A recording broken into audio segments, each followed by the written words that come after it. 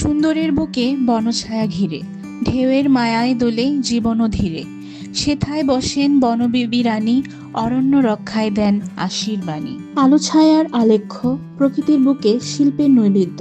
এই প্রেক্ষাপটে আবর্তিত বনবিবির খোঁজে এই এক অনন্য এক্সিবিশন, যেখানে কেবল শিল্প নয়, উঠে এসেছে লোককথা, বিশ্বাস আর এক বিস্তৃত ঐতিহ্যের নিঃশব্দ আহ্বান।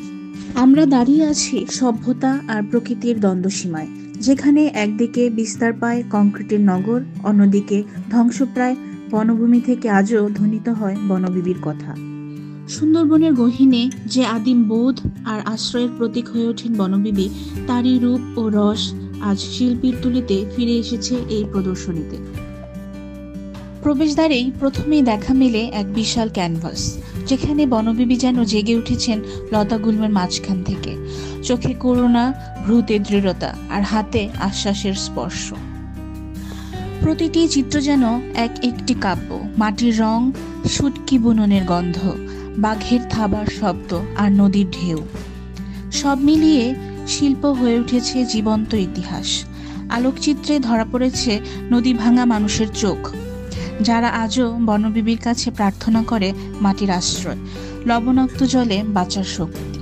এই প্রদর্শনী শুধু শিল্পী প্রেমীদের জন্য নয়, এটি এক সামাজিক উচ্চারণ, প্রকৃতির অধিকার, বিশ্বাসের ভাষা আর সেই বিস্তৃত নারীর স্মরণ, যার নামেই জড়িয়ে আছে বাঁচার শেষ আশ্বাস। বনবিবির খোঁজে আমাদের শুধু অতীতের দিকে টানে না, বরং প্রশ্ন তোলে, আজ আমরা প্রকৃতির কতটা আপন? বনবিবিকে ভুলে আমরা কি সত্যি সভ্য? এক স্থাপনায় দেখা যায় একটি কাঠের নৌকা, যার মাঝখানে এক জ্বলন্ত প্রদীপ। দর্শক যখন নৌকার চারপাশে ঘোরেন, তখন হালকা বাতাসে জ্বলে ওঠে কাহিনীর শব্দ, জম্বু, দুঃখে, সেকেন্দার, বনবিবি। শব্দ নয়, যেন মন্ত্র, যেন পূর্বপুরুষদের মুখে মুখে ঘোরা ধ্বনি।